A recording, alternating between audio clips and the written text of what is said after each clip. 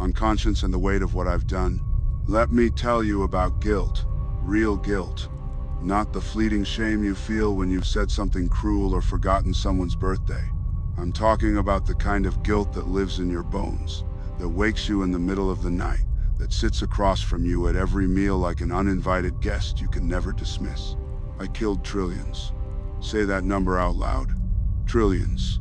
Not in war, not in self-defense, but deliberately, methodically, with full knowledge and intention. I chose who would die well. I chose that it would be random, which is its own kind of choosing. I felt every single death through the soul stone's connection. 7,358,462,000,000 lives. I can still recall the exact number. It's branded into whatever remains of my consciousness. Do I feel guilty? That's what you want to know, isn't it? You want me to either confess overwhelming remorse so you can feel satisfied that justice exists in the universe, or you want me to be a complete monster, devoid of feeling so you can comfortably hate me without complexity. Neither answer will satisfy you, because the truth is more uncomfortable than either extreme. Yes, I feel guilty, and no, I don't regret it. Both things are true simultaneously, and that's what makes it unbearable. Let me take you to Vormir, the moment I threw Gamora from that cliff. In the films, you saw me weep. You saw the tear roll down my face. Some of you thought it was manipulation, performance, crocodile tears designed to fool the Soul Stone. You were wrong. Those tears were real. The Soul Stone cannot be deceived. It sees into the very core of your being. It knew I loved her. It accepted my sacrifice because my love was genuine. I stood on that cliff holding my daughter's hand, and every fiber of my being screamed at me to stop, to find another way, to choose her over the mission, and I ignored every single one of those screams. I dragged her to the edge. I listened to her beg. I looked into her eyes and saw her realize what I was about to do, and then I let go. The sound of her body hitting the rocks below. I'll carry that sound forever. I closed my eyes because I couldn't bear to look at what I'd done. I woke up in the soul world with the orange stone glowing in my palm, and my first thought wasn't triumph. It was, what have I become? But I continued anyway, because guilt doesn't stop you. That's what people don't understand about guilt. It's not a barrier. It's not a warning system that prevents you from doing terrible things. Guilt is just the price you pay after you've already done them, and I was willing to pay that price. That's what made me dangerous. Not that I felt nothing, but that I felt everything, and did it anyway. When I snapped my fingers, I felt every death. The Soul Stone connected me to each dissolving life. The child in Wakanda turning to dust in his father's arms. The woman in New York reaching for her husband one final time. The old man on some distant planet who'd lived a simple life and never even heard my name. I felt their confusion, their fear, their final moment of existence before nothingness claimed them. And standing there, my arm charred and ruined from the stone's power, watching the sun rise on what I'd done, I felt something I hadn't anticipated. Not relief, not satisfaction, but a crushing awareness of my own monstrosity. I had just killed more beings than any entity in the history of the universe. I was the greatest mass murderer existence had ever known, and I'd done it believing I was a hero. That cognitive dissonance nearly broke me. How do you hold those two truths simultaneously? I am a savior. I am a monster. The universe will flourish because of what I did. The universe will curse my name for what I did. I was right. I was wrong. Both. Neither. All of it true at once. So I retired to that garden. I destroyed the stones. I wanted to remove temptation, yes, but whose temptation? Mine.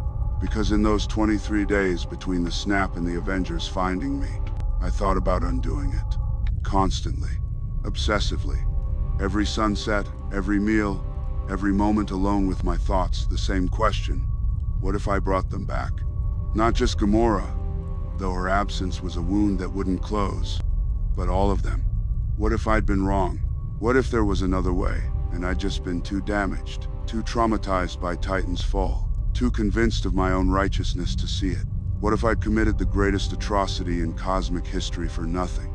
The stones whispered to me in that garden. Not literally, I'm not that kind of mad, but I felt their absence like phantom limbs. The power to undo what I'd done was right there in my hand, and every day I chose not to use it. Every day I chose to let my work stand, and every day that choice felt like dying a little more. So I destroyed them, used the stones to destroy the stones, and nearly killed myself in the process. Why? Because I couldn't trust myself. Because the guilt was overwhelming, and the temptation to make it stop by reversing everything was too strong. I had to remove the option. I had to make my choice permanent and irrevocable. Not because I was certain I was right, but because I couldn't bear the weight of remaining uncertain. People think conscience is about feeling bad after you do something wrong. It's not. Conscience is about the gap between what you believe you should do and what you actually do. And my conscience was a chasm. I believed the universe needed balance. I believed my solution was correct. I believed I was doing good. But I also knew on some level deeper than logic, deeper than philosophy, that murdering trillions was wrong. Not strategically wrong, morally wrong. How do you live with that? How do you wake up every day knowing you're both hero and villain, savior and destroyer? That history will judge you a monster even though you genuinely tried to save everything. You don't, really. You just exist. You sit in your garden and make soup and watch sunsets and pretend that the screaming in your head is just the wind. When the Avengers found me, I was almost relieved. Finally, someone had come to either validate or condemn me. Finally, I would get judgment. But they didn't engage with my philosophy. They didn't debate whether I was right or wrong. They just wanted to know where the stones were so they could undo everything. And when I told them I'd destroyed the stones, that the work was irreversible, I saw something in their eyes. Not just anger or grief, but incomprehension. They couldn't understand how someone could do what I did, and then remove any possibility of fixing it. They thought I was a monster without conscience. They were wrong. I destroyed the stones precisely because I had a conscience. Because I knew if they remained, I would be tempted to undo everything, and that would make all the death meaningless. Then Thor killed me. And you know what my last thought was? Not anger, not regret about my mission, but relief. Finally, I could stop carrying the weight. Finally, someone had made the choice I couldn't make myself to end my existence, so I wouldn't have to keep living with what I'd done. But here's the cruel joke. Death didn't end the conscience. Whatever remains after death, and clearly something remains or I wouldn't be speaking to you now, still carries it all. Every face, every scream, every moment of doubt. Death wasn't an escape. It was just a different kind of prison. The younger version of me from 2014, the one who traveled forward to try again. He didn't have my guilt yet. He still had Gamora. He still had certainty. He looked at what I'd become, a tired, broken being waiting for death in a garden, and he rejected it completely, called me weak, said he would do it right this time, erase everyone and rebuild the universe from nothing so it wouldn't remember what it lost. And I watched him, from wherever the dead watch from, and I thought, he doesn't understand yet. He will, if he lives long enough. If he succeeds in his new plan, he'll sit in whatever paradise he creates and feel exactly what I felt. The weight, the doubt, the crushing awareness that power and certainty are not the same as rightness. But Tony Stark spared him that burden, snapped him out of existence before he could learn what I learned. Was that mercy? Maybe. Maybe the worst thing you can do to someone isn't kill them, but let them live long enough to understand what they've truly done. Here's what I want you to understand. Having a conscience doesn't make you good. It just makes you aware of when you're not. I had a conscience. I felt guilt, remorse, doubt, pain. I wept for Gamora. I questioned my mission. I destroyed the stones to remove temptation. I did all the things someone with a functioning moral compass does. And I still killed trillions. Because conscience is just awareness. It's not control. It's not wisdom. It's not prevention. It's just the capacity to recognize the gap between what you've done and what you wish you'd done. And recognition without the courage to change course is just torture. I was tortured. Every single day in that garden, I was tortured by my own conscience. And I chose that torture over the alternative, admitting I'd been wrong and undoing everything, which would make every death meaningless, every sacrifice pointless, Gamora's murder just a murder instead of a necessary evil. That's the real prison of conscience. Not that it makes you feel bad, but that it traps you in your choices.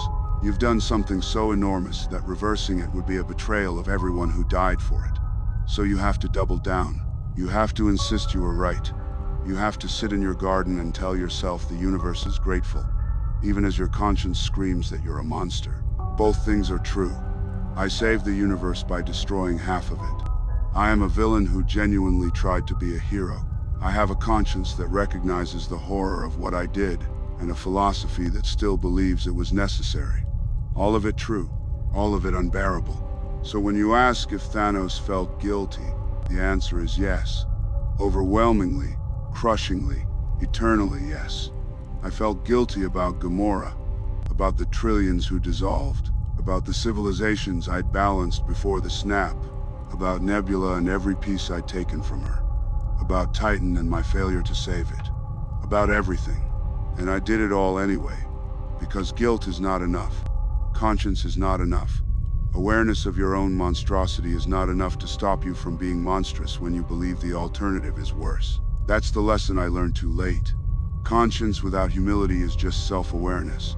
And self-awareness without the willingness to admit you're wrong is just narcissism with extra steps. I knew I was doing terrible things. I felt them deeply. I carried them heavily. And I insisted I was right anyway. That's not heroism. That's not even villainy. That's just tragedy.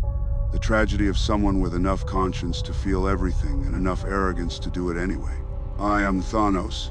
I had a conscience. I felt guilt. I wept for my victims, and I killed them anyway. Judge me for that, please, because I can't judge myself.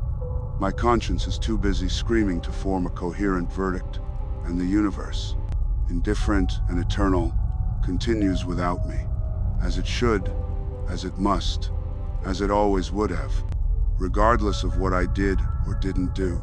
My conscience knows that now. I just wish I'd listened to it sooner. But then, that's what guilt is for. Learning the lesson too late to use it.